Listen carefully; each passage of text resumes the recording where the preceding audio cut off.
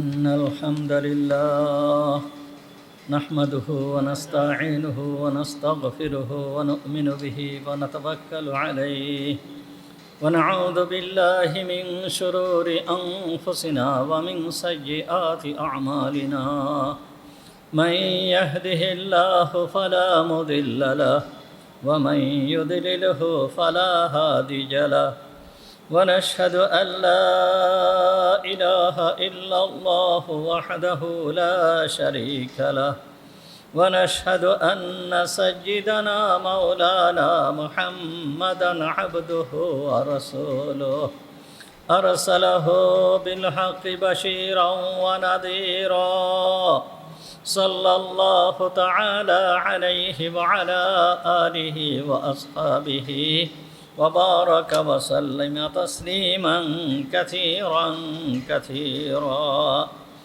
أما بعد فأعوذ بالله من الشيطان الرجيم بسم الله الرحمن الرحيم قالوا حركوه وانصروا آلهتكم إن كنتم فاعلين قلنا يا نار كوني بردا وسلاما على إبراهيم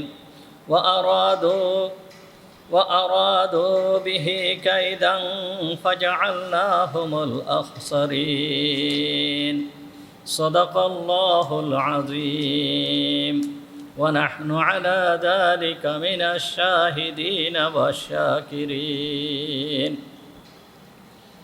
اللهم صل على محمد وعلى آل محمد كما صليت على إبراهيم وعلى آل إبراهيم إنك حميد مجيد اللهم بارك على محمد وعلى آل محمد كما باركت على إبراهيم وعلى آل إبراهيم إنك حميد مجيد سبحانك لا علم لنا إلا ما علمتنا اللهم انفعنا بما علمتنا فعلمنا ما ينفعنا وزدنا علما رب اشرح لي صدري ويسر لي أمري واحلل عقدة من لساني يفقهوا قولي اللهم طهر قلوبنا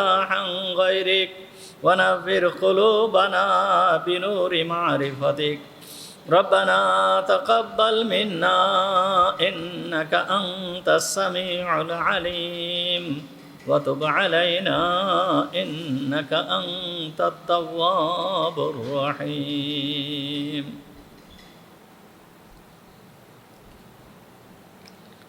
সমস্ত প্রশংসা সেই মহান রব্বুল আলামিনের জন্য যিনি আমাদেরকে আজকের এই পবিত্র জুমার দিনে জুমার নামাজ পড়তে আসার তৌফিক দান করেছেন। এই জন্য আমরা সবাই বলি আলহামদুলিল্লাহ। আমাদের আলোচনা চলতেছিল হযরত ইব্রাহিম আলাইহিস সালাম সম্পর্কে। আল্লাহ তাআলা হযরত ইব্রাহিম আলাইহিস সালামকে মানব জাতির হিদায়াতের জন্য নবী হিসাবে প্রেরণ করেছিলেন। হযরত ইব্রাহিম আলাইহিস সালাম এসে মানুষদেরকে দলিল প্রমাণ দিয়ে যুক্তির সঙ্গে আল্লাহর একত্ববাদের কথা সমস্ত মানুষকে বুঝাইছেন। নিজের পরিবারের লোকেদেরকে বুঝাইছেন, নিজের সমাজের লোকেদেরকে বুঝাইছেন, নিজের গোত্রের লোকেদেরকে বুঝাইছেন, এলাকার লোকেদেরকে বুঝাইছেন, দেশের লোকেদেরকে বুঝাইছেন, এমনকি বাদশাহ পর্যন্ত ইব্রাহিম আলাইহিস সালাম এই দিনের দাওয়াতকে পৌঁছিয়ে দিয়েছেন। কিন্তু এই দিনের দাওয়াত তারা গ্রহণ করে নাই। ইব্রাহিম আলাইহিস সালামের যুক্তি এবং প্রমাণের সামনে তারা বোবা বনে গিয়েছিল। যত লোক ছিল সমস্ত লোকেরাই ইব্রাহিম আলাইহিস সালামের সামনে বোবা হয়ে গিয়েছিল। এমনকি বাদশাহ পর্যন্ত ইব্রাহিম আলাইহিস সালামের কথার উত্তর দিতে পারে নাই। ইব্রাহিম আলাইহিস সালাম কথা প্রমাণ করে দিয়েছিল যে তোমরা যেই সমস্ত জিনিসকে মাবুদ হিসেবে পূজা করতেছ এইগুলো কখনোই মাবুদ হতে পারে না, মাবুদ হচ্ছে একমাত্র আল্লাহ। কিন্তু তারা এইটাকে বুঝেছে এবং ভালোভাবেই বুঝেছে, কিন্তু তারা মেনে নেয় নাই। মেনে নিতে তারা অস্বীকৃতি জানিয়েছে, মেনে মোটেই নেয় নাই। মেনে না নিয়ে বরঞ্চ ইব্রাহিম আলাইহিস সালামের বিরুদ্ধে দাঁড়িয়ে গেল। এখন তারা ইব্রাহিম আলাইহিস সালামকে হত্যা করার পরিকল্পনা করলো, মারার পরিকল্পনা করলো। হযরত ইব্রাহিম আলাইহিস সালাম তিনি যুক্তি প্রমাণ দিয়ে দলিলের সাথে একথা গোত্রের লোকেদেরকে বুঝালো যে আল্লাহ হচ্ছে এক, মাবুদ হচ্ছে এক, ইলাহ হচ্ছে এক, তার কোনো শরিক নাই। তোমরা যেইগুলোকে মাবুদ হিসাবে পূজা করতেছো এরা কখনোই মাবুদ হতে পারে না। আর এটা ইব্রাহিম আলাইহিস সালাম বোঝাতে সক্ষম এই জন্য হয়েছে যে আল্লাহ তাআলা হযরতে ইব্রাহিম আলাইহিস সালামকেই প্রেরণ করেছে। আর আল্লাহ তাআলা পরিষ্কারভাবে ইব্রাহিম আলাইহিস সালাম সম্পর্কে বলতেছেন, ওয়া তিলকা হুজ্জাতুনা আতাইনাহু ইব্রাহিম, এইগুলো হচ্ছে আমার প্রমাণ, যেই প্রমাণগুলো আমি ইব্রাহিমকে দিয়েছিলাম। তাহলে যেখানে আল্লাহ তাআলা প্রমাণ ইব্রাহিম আলাইহিস সালামকে দিয়েছেন, সেই প্রমাণের সামনে সমগ্র দুনিয়া এসেও দাঁড়াতে পারবে না। এখন এই প্রমাণগুলো তাদের সামনে স্পষ্ট হয়ে যাওয়ার পরেও হযরত ইব্রাহিম আলাইহিস সালামের বিরুদ্ধে শত্রুতা শুরু করে দিল, তাকে মেরে ফেলার ষড়যন্ত্র করল। মেরে ফেলার ষড়যন্ত্র এমনভাবে করছে যে এমন উপায়ে হযরত ইব্রাহিম আলাইহিস সালামকে মেরে ফেলার ষড়যন্ত্র করছে, যখন এই বাদশাহ বোবা হয়ে গেল ইব্রাহিম আলাইহিস সালামের সামনে, যখন সে লজ্জিত হয়ে গেল, তখন সে বলল ক্বালু হাররিকুহু ওয়ানসুরু আলিহাতাকুম ইন কুনতুম ফাইলিন, বলল যে ক্বালু হাররিকুহু, তোমরা একে জ্বালায় মেরে ফেলো, পোড়ায় মেরে ফেলতে হবে, একে পোড়ায় মেরে ফেলতে হবে। এ যে অপরাধ করেছে, আমাদের মাবুদের সঙ্গে যে অপরাধ করেছে, এই অপরাধ কোনোভাবেই ক্ষমার যোগ্য নয়, তাকে কোনোভাবেই ক্ষমা করা যাবে না। এর শাস্তি একমাত্র মৃত্যুদণ্ড। তা মৃত্যুদণ্ড কিভাবে দিতে হবে? এর মৃত্যুদণ্ড দিতে হবে স্বাভাবিকভাবে নয়, একটু বিশেষভাবে এর মৃত্যুদণ্ড দিতে হবে। সেইটা কিভাবে? একে পোড়ায় মারতে হবে। একজনকে মৃত্যুদণ্ড দিতে গেলে বিভিন্ন পদ্ধতি আছে। জবাই করে দিলে মৃত্যু হয়ে যায়, শুলি চড়ালে মৃত্যু হয়ে যায়, ফাঁসিতে ঝুলালে মৃত্যু হয়ে যায়, পাথর দিয়ে আঘাত করলে মৃত্যু হয়ে যায়। এই সমস্তভাবে মৃত্যু ওই যুগে ছিল। বর্তমান যেই সমস্তভাবে মৃত্যুর যেই সমস্ত উপকরণ বর্তমান যুগে আছে, এইগুলো যদিও ওই যুগে ছিল না, কিন্তু এই সমস্ত উপকরণগুলো ওই যুগে ছিল। তা এই সমস্ত উপকরণের কোনো একটাকে ব্যবহার না করে তারা বলল কি, যে হাররিকুহু ওয়ানসুরু আলিহাতাকুম, যে তোমরা হাররিকুহু, তাকে জ্বালিয়ে দাও, তাকে জ্বালিয়ে দিতে হবে, পোড়ায় দিতে হবে, তাকে পোড়ায় মেরে ফেলতে হবে। এই পোড়ায় মেরে ফেলার যেই পরিকল্পনা তারা নিল, পোড়ায় মেরে ফেলার যে পরিকল্পনা নেওয়া হয়েছে, এই পরিকল্পনা কেন নিল তারা, কী জন্য নিল? দেখেন, এখানে জড় পদার্থ এত হযরত ইব্রাহিম আলাইহিস সালাম ইতিপূর্বে যেই সমস্ত প্রমাণ দেখিয়েছেন, যেই সমস্ত জ্ঞানভিত্তিক যেই সমস্ত প্রমাণ দেখিয়েছেন, এই প্রমাণের সামনে তারা টিকতে পারে নাই। এখন তারা জড় পদার্থের শক্তিকে একত্রিত করা শুরু করল। আর জড় পদার্থের শক্তিকে এমনভাবে একত্রিত করা শুরু করল, সেই যুগের জড় পদার্থের যেই শক্তি ছিল সর্বোচ্চ শক্তি, এই সর্বোচ্চ শক্তিকে তারা প্রয়োগ করেছে। এক ইব্রাহিমকে শেষ করার জন্য সর্বোচ্চ শক্তি যেটা ছিল, সেই শক্তিকে তারা প্রয়োগ করেছে। আর মহান রব্বুল আলামিন দেখিয়ে দিয়েছেন যে যতই সর্বোচ্চ শক্তি তোমরা প্রয়োগ করো না কেন, আমার শক্তি হচ্ছে সব থেকে বেশি, আমার শক্তির মোকাবেলায় কেউ টিকে থাকতে পারবে না। আল্লাহ তাআলা সেইটাকে দেখাই দিয়েছেন। পরিকল্পনা কী নিল? তারা পরিকল্পনা নিল যে ইব্রাহিমকে মারতে হবে। কিভাবে মারতে হবে? পোড়ায় মারতে হবে। তা পোড়ায় মারতে গেলে একজন মানুষকে পোড়ায় মারার জন্য স্বাভাবিকভাবে 1 মণ কাঠ 2 মণ কাঠই যথেষ্ট। কিন্তু তারা এমন পরিকল্পনা নিল যে এই রকম নয়, বিশাল মাঠ, এই মাঠের ভিতরে নির্দেশ দিয়ে দিল যে তোমরা এই মাঠের ভিতরে কাঠ একত্রিত করো। আমাদের মাবুদদের শত্রুতায় যেই ব্যক্তি লিপ্ত হয়েছে, যেই ব্যক্তি আমাদের মাবুদদেরকে ভেঙ্গে চুরে চুরমার করে দিয়েছে, এই ব্যক্তিকে পোড়ানো একটা ভালো কাজ, এই ব্যক্তিকে মেরে ফেলা একটা ভালো কাজ। তাদের সমাজে তারা বলতেছে যে এই ব্যক্তিকে মেরে ফেলা একটা ভালো কাজ, পোড়ায় মারা একটা ভালো কাজ। সুতরাং এই ভালো কাজে তোমরা অংশ নিতে তোমরা মাঠের ভিতরে কাঠ আনতে থাকো, কাঠ ফেলতে থাকো। তা লোকেরা যে যেই রকম পারছে কাঠ এনে এনে জমা করা শুরু করে দিল। কেউ 1 মণ, কেউ 2 মণ, কেউ 10 মণ, কেউ 5 মণ, এই রকমভাবে ওই মাঠের ভিতরে কাঠ জড়ো করা শুরু করে দিল। এমনকি লোকেরা মান্যত মানা শুরু করলো যে আমার যদি এই কাজটা সফল হয় তাহলে আমি ইব্রাহিমকে পোড়ানোর জন্য 10 মণ কাঠ দেব। মহিলারা মান্যত মানতেছে, আল্লাহ তাআলা আমাকে যদি একটা সন্তান দেয় তাহলে ইব্রাহিমকে পোড়ানোর জন্য আমি 5 মণ কাঠ দিব। এই রকমভাবে মান্যত মেনে মেনে বিভিন্নভাবে বিভিন্ন পদ্ধতিতে তারা কাঠ জড়ো করা শুরু করল। কাঠ জড়ো করতে করতে এমন হয়ে গিয়েছে বিশাল মাঠ ভর্তি কাঠ জড়ো হয়ে গিয়েছে। কাঠ জড়ো করেছে।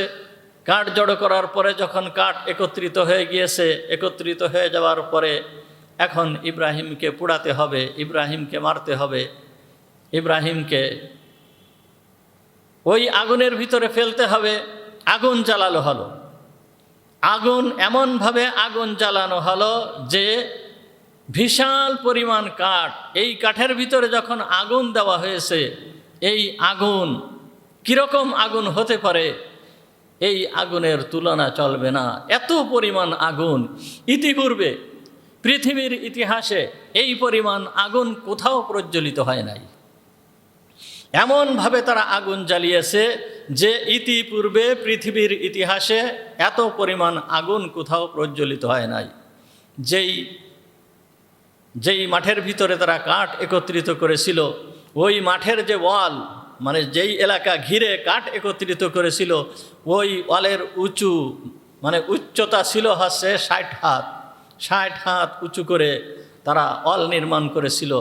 আর এর ভিতরে কাঠ জড়ো করে ওই কাঠের ভিতরে আগুন দেওয়া হয়েছে। এমনভাবে আগুন দেওয়া হয়েছে যে আগুনের লেলিহান শিখা এমন ছিল যে ওর উপর দিয়ে কোনো পাখি উড়ে যেতে পারতো না।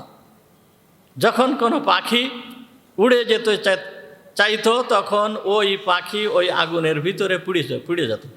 অর্থাৎ পাখি উড়ার একটা সীমানা আছে, উপরে পাখির উড়ার একটা সীমা আছে, ওই সীমার উপরে পাখি আর যায় না। যেই সীমা পর্যন্ত পাখি ওড়ে আগুনের লেলিহান শিখা ওই পর্যন্ত চলে গিয়েছে। ওই পর্যন্ত যে আগুনের সেই লেলিহান শিখা, ওই পর্যন্ত যে এমন অবস্থার সৃষ্টি হয়েছে যে ওই অগ্নিকুণ্ডের উপর দিয়ে কোনো পাখি উড়ে যাওয়ার কোনো ক্ষমতা ছিল না। যদি যেত তাহলে পুড়ে ওর ভিতরে মারা যেত। এই রকমভাবে আগুন জ্বালানো হলো। আগুন যখন প্রজ্বলিত হলো, এখন ইব্রাহিম আলাইহিস সালামকে আগুনের ভিতরে ফেলতে হবে। ওই আগুনের ভিতরে ইব্রাহিম আলাইহিস সালামকে এখন কিভাবে ফেলবে, কোন পদ্ধতিতে আগুনের ভিতরে ইব্রাহিম আলাইহিস সালামকে ফেলা হবে, এই ব্যাপারে সব পরামর্শ করতে লাগলো যে অত দূর ওই বিশাল অগ্নিকুণ্ডের ভিতরে ইব্রাহিমকে কিভাবে ফেলবে, কিভাবে ইব্রাহিমকে আগুনের অগ্নিকুণ্ডের ভিতরে ফেলে দিবে, এই ব্যাপারে পরামর্শ করতে লাগলো। এই পরামর্শের ভিতরে একজন পরামর্শ দিল যে ইব্রাহিমকে, বিভিন্ন বর্ণনা আসছে যে অনেক উঁচু করে বিল্ডিং তৈরি করতে হবে, ওই বিল্ডিংয়ের উপরের থেকে ইব্রাহিমকে ওই আগুনের ভিতরে ফেলে দিতে হবে। আবার কেউ কেউ বলেছেন, কোনো কোনো বর্ণনায় আসছে, তফসিরের ভিতরে আসছে যে চড়ক গাছ, অর্থাৎ ওই গাছের এক মাথায় ইব্রাহিমকে বেঁধে, ওই মাথায় বেঁধে এই মাথা উঁচু করে দিয়ে এইভাবে ইব্রাহিমকে ওই আগুনের ভিতরে ফেলে দিতে হবে। যেই পদ্ধতি হোক না কেন, তারা যেই পদ্ধতি ব্যবহার করার দরকার সেই পদ্ধতি ব্যবহার করেছে।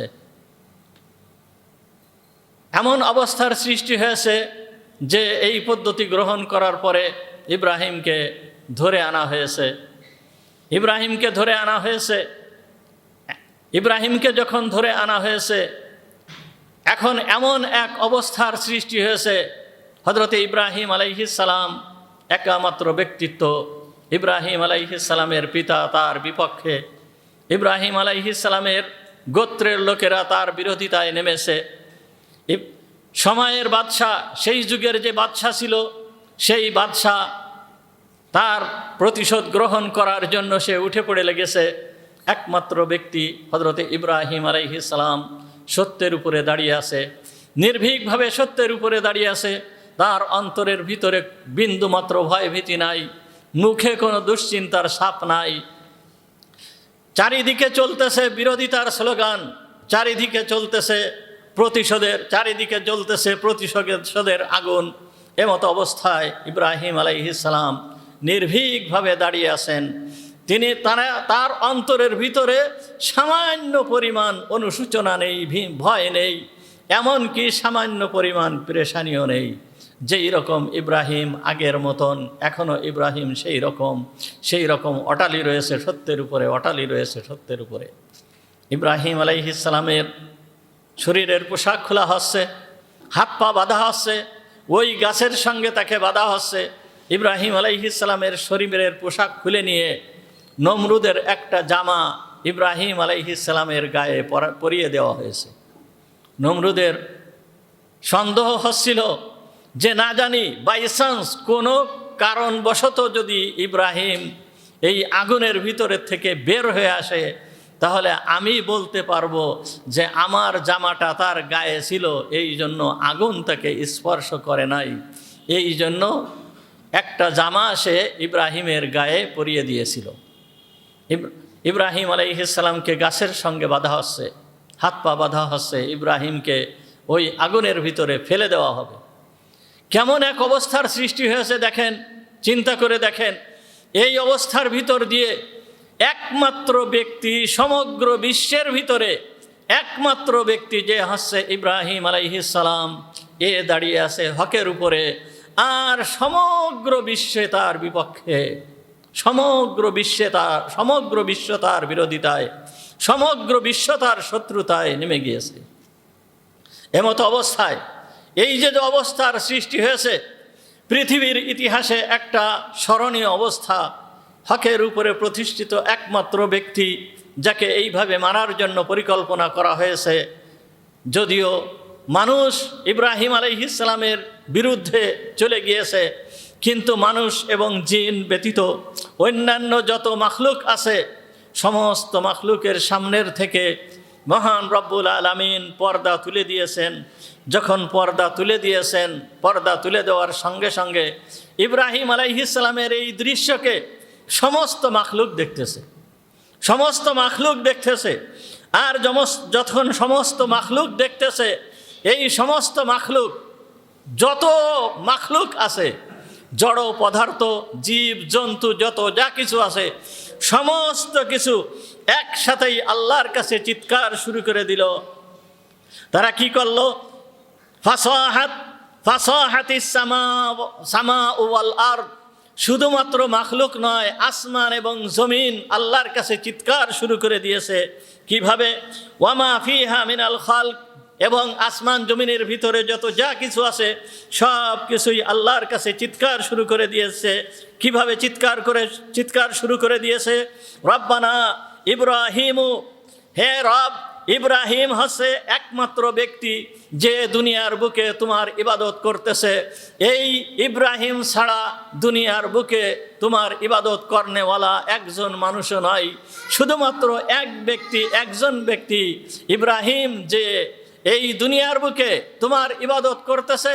হে আমার রব, এই ইব্রাহিমকে কি এই আগুনের ভিতরে পুড়ায় মারা হবে? হে আল্লাহ, এই ইব্রাহিমকে কি এই আগুনের ভিতরে পুড়িয়ে মারা হবে? হে আল্লাহ, তুমি যদি আমাদেরকে অনুমতি দাও তাহলে আমরা তার সাহায্য করতে পারি। তুমি যদি আমাদেরকে অনুমতি দাও তাহলে আমরা তার সাহায্য করতে পারি। তখন মহান রব্বুল আলামিন কি বললেন যে হ্যাঁ, তোমরা সাহায্য তাকে করতে পারো। ইন ইস্তাগাসা মিনকুম, যদি সে তোমাদের কাছে সাহায্য চায় তাহলে ফালয়ানসুরহু, তাহলে তোমরা তাকে সাহায্য করতে পারো। ওয়া ইল্লাম ইয়াদহু গায়রি, আর সে যদি আমি ব্যতীত অন্য কারোর কাছে সাহায্য না চায়, সে একমাত্র আমার কাছেই সাহায্য চায়, তাহলে আমি তার সাহায্য করার জন্য যথেষ্ট। ইব্রাহিম আলাইহিস সালামকে এইভাবে ওই চড়ক গাছের উপরে করে ইব্রাহিম আলাইহিস সালামকে আগুনের ভিতরে ফেলা হচ্ছে, গাছকে উঠানো হয়েছে। ইব্রাহিম আলাইহিস সালাম চড়ক গাছের মাথার উপরে।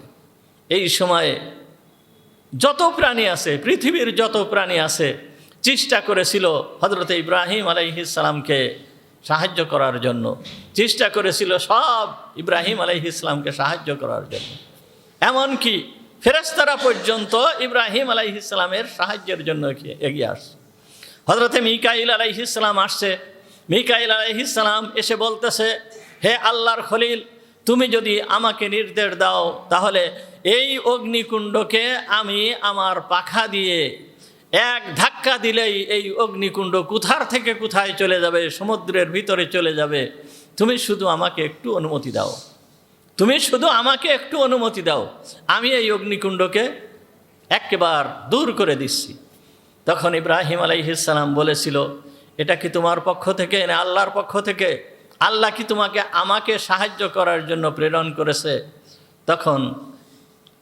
তখন মিকাইল আলাইহিস সালাম বললেন যে না, আল্লাহ তোমাকে সাহায্য করার জন্য আমাকে প্রেরণ করে নাই, বরঞ্চ আমি আল্লাহর অনুমতি নিয়ে তোমার সাহায্য করার জন্য আসছি। তখন ইব্রাহিম আলাইহিস সালাম বলছিল, তোমার সাহায্যের কোনো প্রয়োজন আমার নাই। এইভাবে ফেরেশতাকুল এক এক করে আসতেছে ইব্রাহিম আলাইহিস সালামকে সাহায্য করার জন্য। শেষমেশ সেই শক্তিধর ফেরেশতা, ক্ষমতাধর ফেরেশতা, সর্বশ্রেষ্ঠ ফেরেশতা হযরতে জিবরিল আমিন আলাইহিস সালাম ইব্রাহিম আলাইহিস সালামের কাছে এসে হাজির।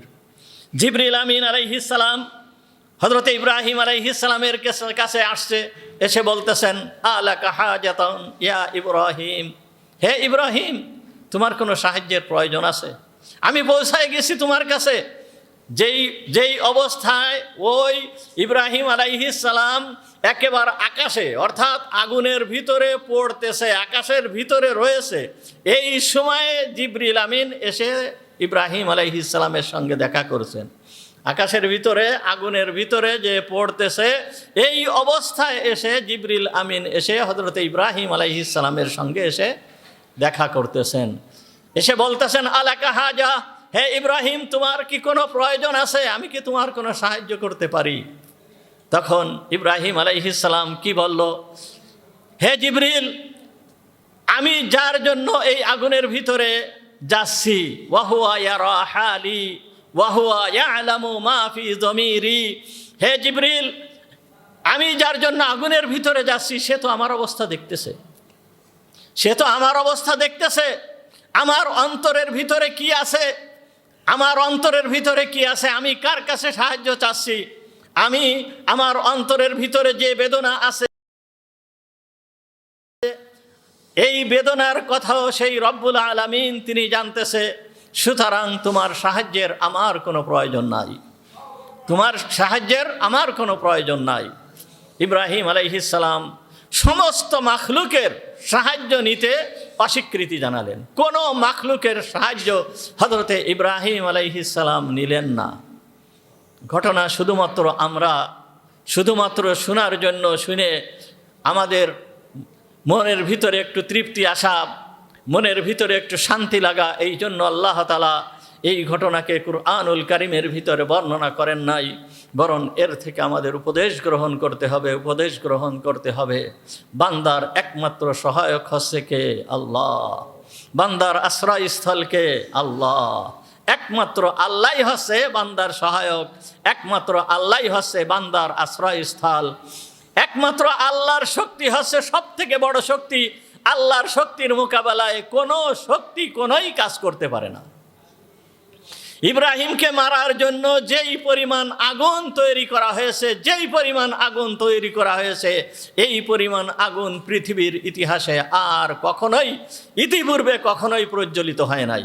এত পরিমাণ আগুন তৈরি করা হয়েছে এক ইব্রাহিমকে মারার জন্য।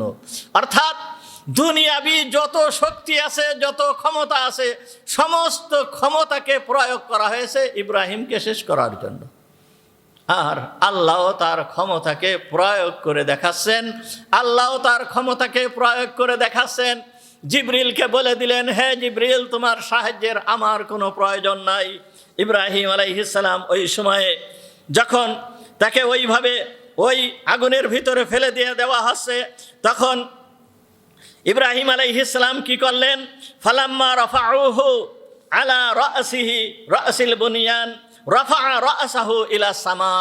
ইব্রাহিম আলাইহিস সালাম রাফা রাসাহু ইলা সামা, তার মাথাকে আসমানের দিকে তুললেন, আসমানের দিকে মাথা তুললেন। মাথা তুলে বললেন, ওয়াকাল আল্লাহুম্মা আনতাল ওয়াহিদু ফিস সামা, হে আল্লাহ, তুমি একমাত্র সত্তা যিনি আসমানে আছে। ওয়া আনতাল ওয়াহিদু ফিল আরদ, হে আল্লাহ, তুমি একমাত্র সত্তা, তুমি একমাত্র ক্ষমতাধর, তোমার ক্ষমতাই সবচেয়ে বেশি, তুমি একমাত্র ক্ষমতাধর জমিনের ভিতরে, তুমি একমাত্র ক্ষমতাধর আসমানের ভিতরে। হাসবি আল্লাহু ওয়া নি'মাল ওয়াকিল, হে আল্লাহ, তুমি আমার জন্য যথেষ্ট, আর তুমি কতই না উত্তম সাহায্যকারী। ইব্রাহিম আলাইহিস সালাম আসমানের দিকে মাথা তুলে এ কথা বললেন। কি কথা বললেন? হাসবি আল্লাহু ওয়া নি'মাল ওয়াকিল, হাসবি আল্লাহু ওয়া নি'মাল ওয়াকিল। যখন কোনো বান্দা যখন বিপদে পড়ে, তখন এই দোয়াটা, এই কথাটা যদি বলে, হাসবি আল্লাহু ওয়া নি'মাল ওয়াকিল, আল্লাহ তাআলা তার বিপদকে দূর করে দেন, আল্লাহ তাআলা তার বিপদ আপদকে দূর করে দেন। কি? হাসবি আল্লাহু ওয়া নি'মাল ওয়াকিল, হাসবি আল্লাহ, আল্লাহ আমার জন্য যথেষ্ট, অন্য কোনো সাহায্যের আমার প্রয়োজন নাই, অন্য কোনো কিছুর প্রয়োজন নাই। হাসবি আল্লাহ মুমিনের জন্য সব থেকে বড় হাতিয়ার, সব থেকে বড় হাতিয়ার। হাসবি আল্লাহ ওয়া নি'মাল ওয়াকিল, হাসবি আল্লাহ ওয়া নি'মাল ওয়াকিল। আমরা মুখস্থ করে ফেলাই, হাসবি আল্লাহ ওয়া নি'মাল ওয়াকিল। ইব্রাহিম আলাইহিস সালাম এই কথা মুখ দিয়ে বাইর করলেন। আর যখন ইব্রাহিম আলাইহিস সালাম কারোর কোনো সাহায্য নিলেন না, কোনো মাখলুকের সাহায্য নিলেন না, কোনো মাখলুকের ভরসা করলেন না, কোনো কিছুর ভরসা করলেন না। ইব্রাহিম আলাইহিস সালাম সরাসরি আল্লাহর সঙ্গে যোগাযোগ।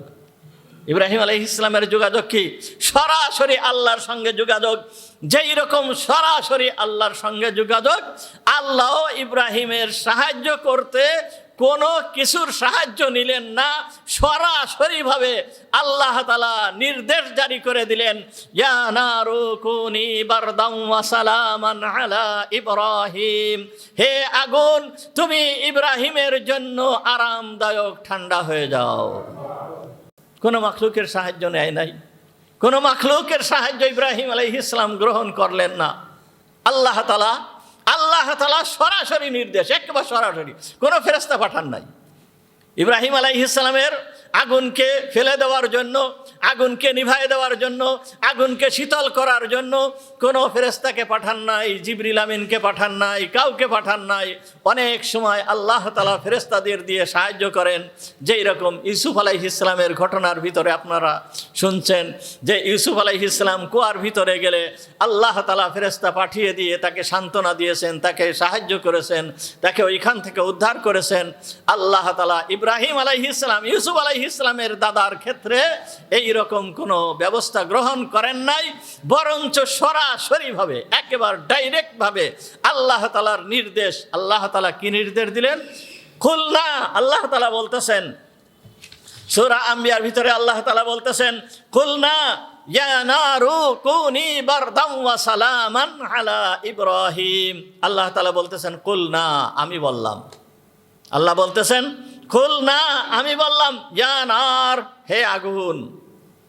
যখন আল্লাহ বলছেন ইয়া নার, হে আগুন, কি দুনিয়ার কোনো আগুনের কি আর কোনো ক্ষমতা আছে কিছু করার? সমস্ত আগুন তখন সতর্ক হয়ে গিয়েছে। পৃথিবীর ভিতরে যত আগুন আছে সমস্ত আগুন সতর্ক যে আল্লাহ ডাক দিয়েছে, যে আল্লাহ আমাকে সৃষ্টি করেছে, যে আল্লাহ আমার ভিতরে দহন ক্ষমতা দিয়েছে, সেই আল্লাহ আমাকে ডাক দিয়েছে, ইয়া নার, হে আগুন। সমস্ত আগুন, পৃথিবীর ভিতরে সমস্ত আগুন সতর্ক। যখন আল্লাহ তাআলা বলছে কুনি বারদাম ওয়া সালামা, তোমরা আরামদায়ক ঠান্ডা হয়ে যাও, আরামদায়ক ঠান্ডা হয়ে যাও, হে আগুন, আরামদায়ক ঠান্ডা হয়ে যাও।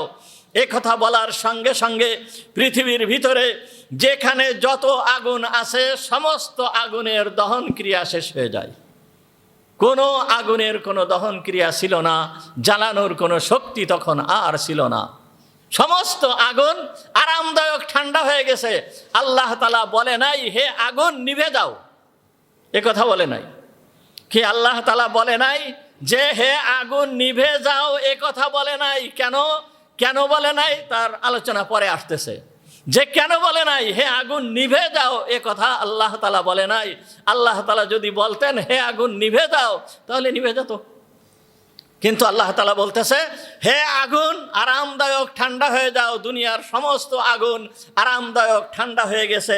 এরপরে বলতেছে কুনি বারদাম ওয়া সালামান আলা ইব্রাহিম, ইব্রাহিমের জন্য আরামদায়ক ঠান্ডা হয়ে যাও।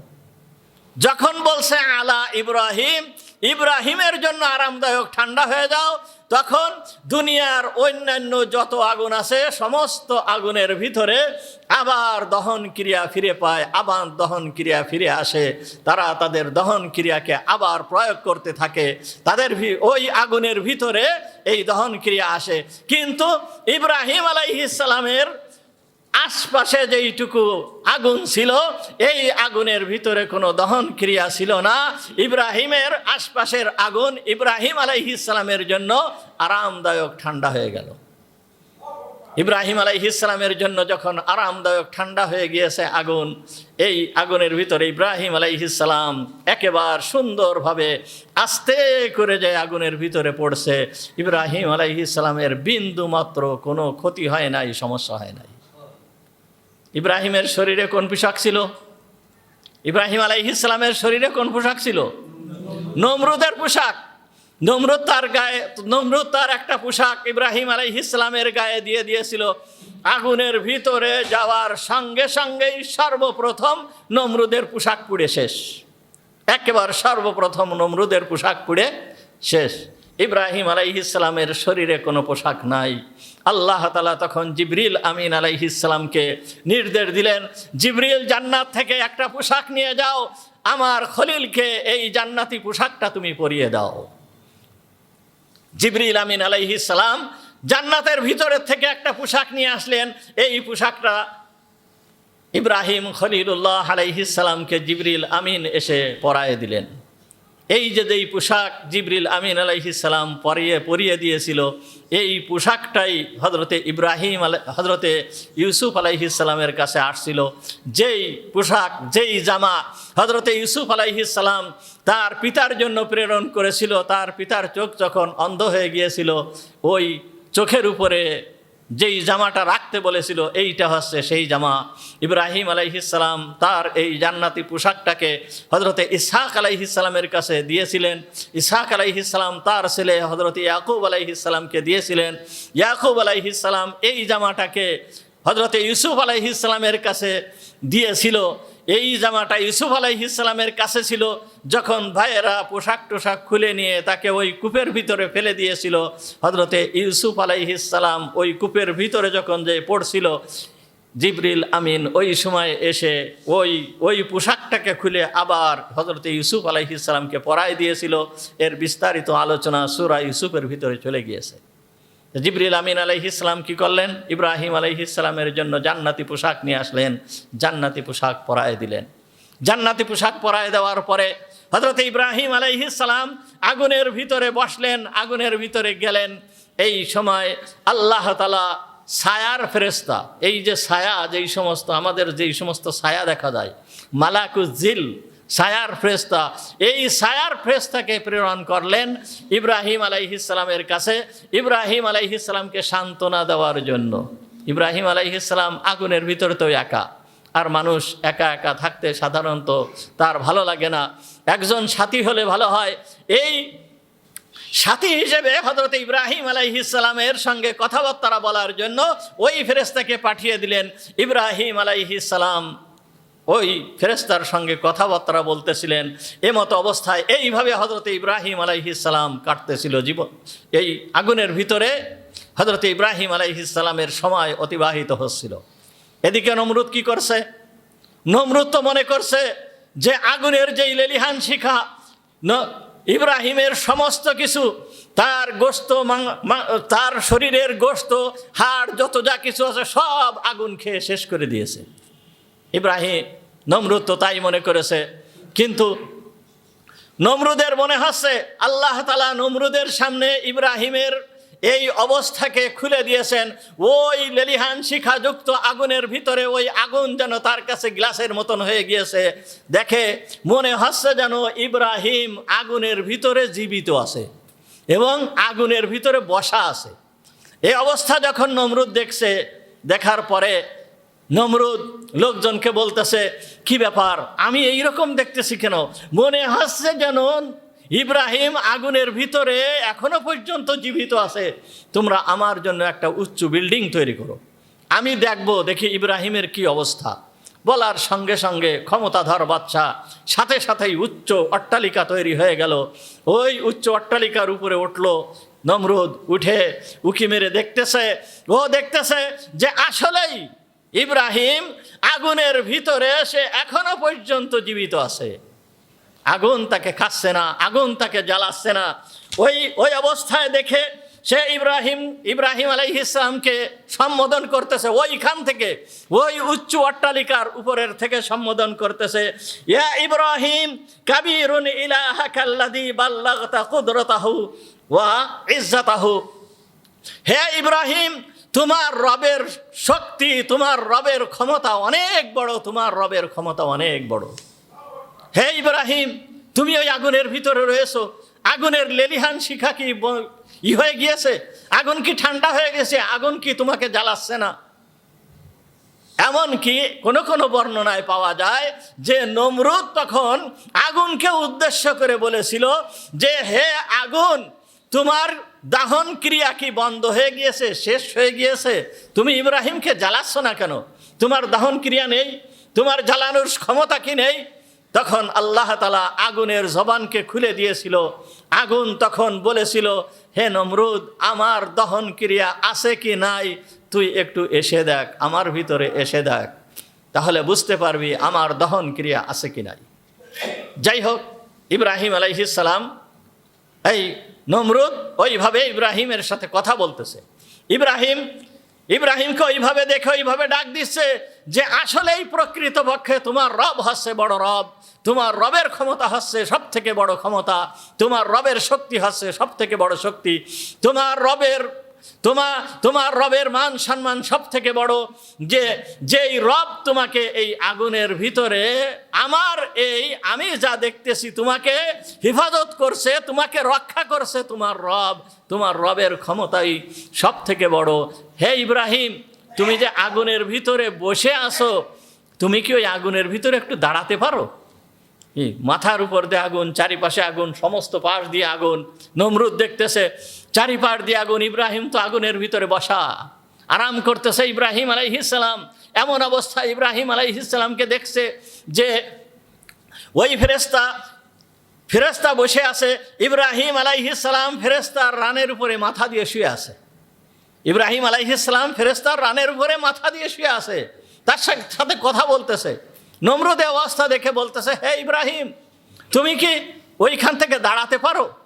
হ্যাঁ, ইব্রাহিম আলাইহিস সালাম বললেন যে হ্যাঁ, আমি এইখান থেকে দাঁড়াতে পারি। ইব্রাহিম আলাইহিস সালাম আগুনের ভিতরে দাঁড়িয়ে গেলেন।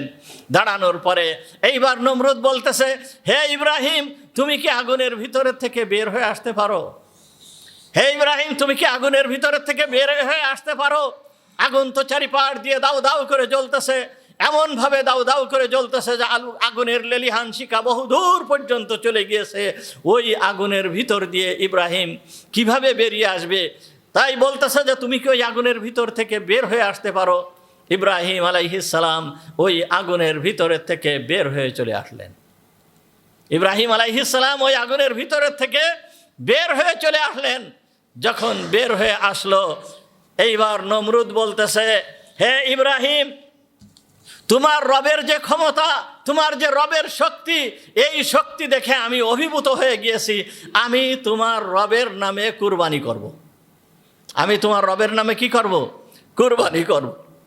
তখন ইব্রাহিম আলাইহিস সালাম বললেন, তুমি তোমার ওই ধর্মের উপরে প্রতিষ্ঠিত থাকা অবস্থায়, তুমি ইসলাম গ্রহণ না করা অবস্থায় আল্লাহ তাআলা তোমার এই কুরবানিকে কবুল করবেন না। আল্লাহ তাআলা তোমার এই কুরবানিকে কবুল করবেন না। এই কোনো ইবাদত, যে কোনো ইবাদত কবুল হতে গেলে আল্লাহকে এক হিসাবে মানতে হবে, আল্লাহকে এক হিসাবে জানতে হবে। আল্লাহর সঙ্গে কোনো শরীক নির্ধারণ করা যাবে না, তাহলে আল্লাহ তাআলা ইবাদতকে কবুল করেন না। তারপরেও ইব্রাহিম আলাইহিস সালাম ও নমরুদ আগুন থেকে বের হয়ে, ওই ইব্রাহিম আলাইহিস সালাম যখন বের হয়েছে, এই নমরুদ 4000 গরু কুরবানি করেছিল। 4000 গরুকে কুরবানি করে দিয়েছিল। কিন্তু তার এই কুরবানি কি কবুল হবে? তার এই কুরবানি কবুল হবে না, কবুল হবে না।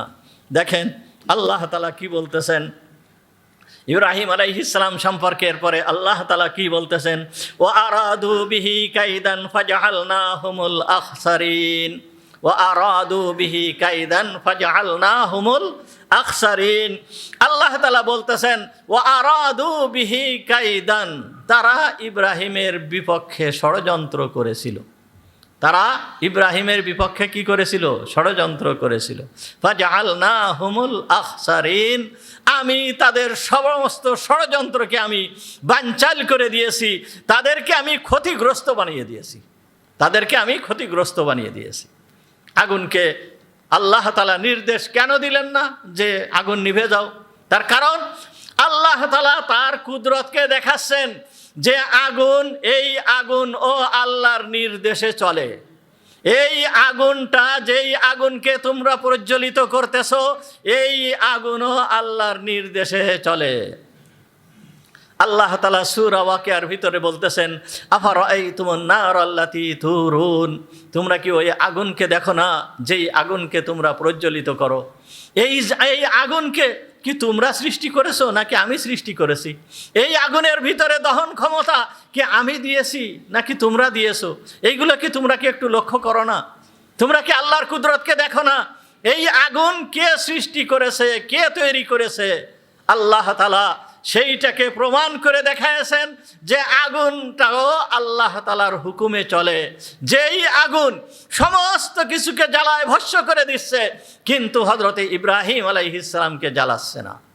হযরতে ইব্রাহিম আলাইহিস সালামকে জ্বালাচ্ছে না।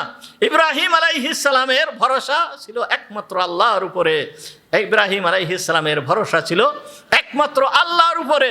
যেহেতু তার ভরসা ছিল আল্লাহর উপরে, আল্লাহ তাআলা তাকে এইভাবেই সাহায্য করেছেন, আল্লাহ তাআলা তাকে এইভাবেই সাহায্য করেছেন। আর আল্লাহর বিপক্ষের যেই শক্তি ছিল, এই শক্তিকে, এই ক্ষমতাকে আল্লাহ তাআলা চূর্ণ বিচূর্ণ করে দিয়েছেন, চূর্ণ বিচূর্ণ করে দিয়েছেন।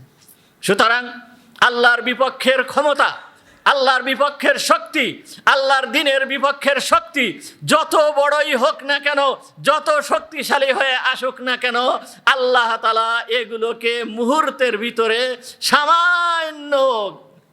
সামান্য জিনিসের দ্বারা আল্লাহ তাআলা ধূলিসাৎ করে দেন। নমরুদকে তো মারলেন কি দিয়ে? মশা দিয়ে। নমরুদকে মারলেন আল্লাহ তাআলার একটা মাখলুক কি দিয়ে? মশা দিয়ে। আর এই আগুনের থেকে আল্লাহ তাআলা ইব্রাহিম আলাইহিস সালামকে বাঁচানোর জন্য কোনো মাধ্যম অবলম্বন করেন নাই, কোনো মাধ্যম অবলম্বন করেন। সরাসরি আল্লাহ তাআলা আগুনকে নির্দেশ, আল্লাহ তাআলা আগুনকে নির্দেশ দিয়েছেন। সুতরাং হক যেইটা, সত্য যেইটা, এইটা সারা জীবন সদা সর্বদা প্রতিষ্ঠিত থাকবে, দিন দুনিয়ার বুকে প্রতিষ্ঠিত থাকবে, দিনকে দুনিয়ার থেকে মিটানোর ক্ষমতা কারোর নাই। আল্লাহ তাআলা বলতেছেন, ইউরিদুনা লিইউতফিউ নূরাল্লাহি বিআফওয়াহিহিম ওয়াল্লাহু মুতিম্মু নূরিহি ওয়ালাউ কারিহাল কাফিরুন। ইউরিদুনা, তারা ইচ্ছা করে, লিইউতফিউ নূরাল্লাহ, যে তারা আল্লাহর এই বাতিকে লিইউতফিউ, নিভায়ে দিবে, বিআফওয়াহিহিম, ফু দিয়ে। কি আগুন সাধারণত আমরা কি করি? ফু দিয়ে নিভায়ে দেই। তারা ইচ্ছা করতেছে, বড় ক্ষমতা তাদের, বড় শক্তি তাদের, বড় ক্ষমতাধর তারা হয়েছে। এই ক্ষমতাধররা ইচ্ছা করতেছে কি? আল্লাহর এই শক্তিকে, আল্লাহর এই দিনকে দুনিয়ার থেকে তারা মিটায় দিবে। কিসের দ্বারা? বিআফওয়াহিহিম, ফু দিয়ে তারা নিভায় দিবে। কিন্তু আল্লাহ বলতেছেন, ওয়াল্লাহু মুতিম্মু নূরিহি, আর আল্লাহ তাআলা তার এই নূরকে হেফাজত করবেন, তার এই নূরকে সংরক্ষণ করবেন, তার এই নূরকে পরিপূর্ণতায় আল্লাহ তাআলা পৌঁছায় দিবেন। এইটার দায়িত্ব স্বয়ং আল্লাহর উপরে, এইটার দায়িত্ব স্বয়ং আল্লাহর উপরে। এখানে ব্যক্তি ইব্রাহিম নয়, এখানে আল্লাহ তাআলা এই ব্যক্তিকে আল্লাহর পক্ষ থেকে প্রেরণ করা হয়েছে, আল্লাহ তাআলার পক্ষ থেকে প্রেরণ করা হয়েছে। আল্লাহর প্রেরিত বান্দা। এইভাবে আল্লাহ তাআলা যুগে যুগে তার এই বান্দাদেরকে সাহায্য করে আসতেছেন, দিনের জন্য সাহায্য করে আসতেছেন, এবং কিয়ামতের আগ পর্যন্ত আল্লাহ তাআলা তার দিনের জন্য, দিনের পথে যেই সমস্ত ব্যক্তিরা থাকবে তাদেরকে আল্লাহ তাআলা অবশ্যই সাহায্য করবেন, এতে বিন্দুমাত্র সন্দেহ নেই, এর ভিতরে বিন্দুমাত্র সন্দেহ নাই। তা দেখেন, বর্তমান দুনিয়ার বুকে এই ইসলামকে, একমাত্র ইসলামকে দুনিয়ার থেকে একেবারে দুনিয়ার থেকে উৎখাত করার জন্য, দুনিয়ার থেকে মিটায় দেওয়ার জন্য সমগ্র শক্তি কিন্তু এক। দুনিয়ায় যত শক্তি আছে, আল কুফরু মিল্লাতুন ওয়াহিদা, মুসলমান ছাড়া যত শক্তি আছে সমস্ত শক্তি এক, ইসলামকে দুনিয়ার থেকে উৎখাত করে দেওয়ার জন্য। গুটি কতক মুসলমান যারা এই দিনের পথে আছে, এই দিন তো আস্তে আস্তে আস্তে আস্তে সেইভাবে তো টিকে আছে। কি টিকে আছে না? দিন তো টিকে আছে, এখনো পর্যন্ত টিকে আছে। যেইভাবে ষড়যন্ত্র শুরুর থেকে নিয়ে এই পর্যন্ত চলে আসতেছে, এই দিন তো থাকার কথা নয়, এই দিন থাকার কথা নয়। কোনো একটা মতবাদ, কোনো একটা ইজম পৃথিবীতে বেশি দিন টিকে থাকে নাই।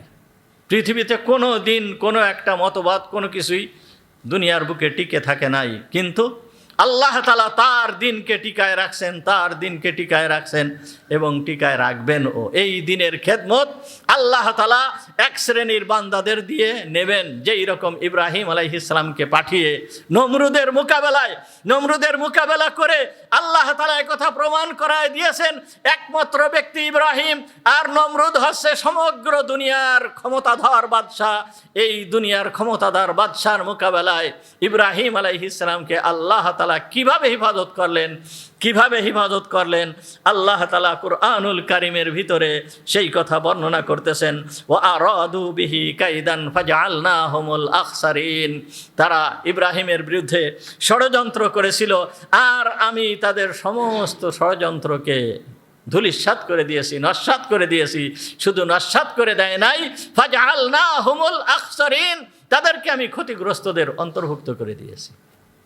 বাঁচতে পারে নাই যেই ব্যক্তি সর্বপ্রথম পরামর্শ দিয়েছিল ইব্রাহিমকে কি করার জন্য? আগুনে পোড়ানোর জন্য। সর্বপ্রথম যেই ব্যক্তি পরামর্শ দিয়েছিল যে ইব্রাহিমকে আগুনে পোড়াতে হবে, আগুনে পোড়ায় মারতে হবে, তার শাস্তি হচ্ছে আগুনে পোড়ায় মারা, এই ব্যক্তি কয়েকদিন পরেই বা ওই সময় এই ব্যক্তি মাটির ভিতরে চলে যায়, সাথে সাথে মাটি তাকে গ্রাস করে ফেলে দেয়। আর কিয়ামত পর্যন্ত ওই ব্যক্তি ওইভাবে মাটির ভিতরে যেতে থাকবে, কিয়ামত পর্যন্ত ওইভাবে যেতে থাকবে। এই রকমভাবে এই এক ব্যক্তি কারণের কথা আপনাদেরকে শোনানো হয়েছে। এই কারণকেও মাটি গ্রাস করে ফেলেছিল। মাটি ওই কিয়ামত পর্যন্ত মাটি ওইভাবে কারণকে, মাটির নিচেই ওইভাবে কারণ যেতে থাকবে কিয়ামত পর্যন্ত এইভাবে সে মাটির নিচে যেতে থাকবে। আর এক ব্যক্তি হচ্ছে আবু জাহাল। কে? আবু জাহাল। এই আবু জাহাল আবু জাহালের কবরের উপরে আঘাত করা হয়, প্রত্যেক দিন কবরের উপরে আঘাত করা হয়। কবরের উপরে আঘাত করার সঙ্গে সঙ্গে ও মাটির ভিতরে পুঁতে যায়, আবার আঘাত করা হয়, আবার মাটির ভিতরে পুঁতে যায়, আবার আঘাত করা হয়, আবার মাটির ভিতরে পুঁতে যায়। এইভাবে এই আবু জাহালও কিয়ামত পর্যন্ত মাটির ভিতরে চলতে থাকবে। সুতরাং আল্লাহ যেই সমস্ত বান্দাদেরকে প্রেরণ করেছেন, তার দিনকে দিয়ে যেই সমস্ত বান্দাদেরকে প্রেরণ করেছেন, এই সমস্ত বান্দাদের হিফাজতের দায়িত্ব, তার দিনের হিফাজতের দায়িত্ব এটা আল্লাহ তাআলা নিয়েছেন। এর দ্বারা আমরা একথাই বুঝতে পারলাম, হযরত ইব্রাহিম আলাইহিস সালাম আগুন থেকে বের হয়ে আসলেন। কি করলেন? আগুন থেকে বের হয়ে আসলেন। এখন আগুন থেকে বের হয়ে আসার পরে ইব্রাহিম আলাইহিস সালাম এখন মনে করলেন যে এই জনপদে আমার আর থাকা যাবে না, এই জনপদে আমি আমার রবকে ডাকতে পারবো না, আমি আমার রবের আদেশ ঠিক মতন পালন করতে পারবো না। তখন হযরত ইব্রাহিম আলাইহিস সালাম তখন আল্লাহ তাআলাই ওনাকে নির্দেশ দিলেন যে এই তোমার এই জনপদ, তোমার এই এলাকা, তোমার এই বাসভূমি, তোমার এই জন্মস্থান, তোমার এই দেশ, এইটিকে ছেড়ে তোমার হিজরত করতে হবে। ইব্রাহিম আলাইহিস সালাম বললেন, ইন্নী যাহিবুন ইলা রাব্বি সায়াহদিন, আমি এমন এক এলাকার দিকে চলে যাব যেই এলাকায় যে আমি আমার রবকে পাবো, আমি আমার রবের ইবাদত করব, সেই এলাকার দিকে আমি চলে যাব। এরপর হযরত ইব্রাহিম আলাইহিস সালাম হিজরত করলেন। ওয়া আখিরু দাওয়ানা আনিল হামদুলিল্লাহি রাব্বিল আলামিন। আমরা যারা সুন্নাত নামাজ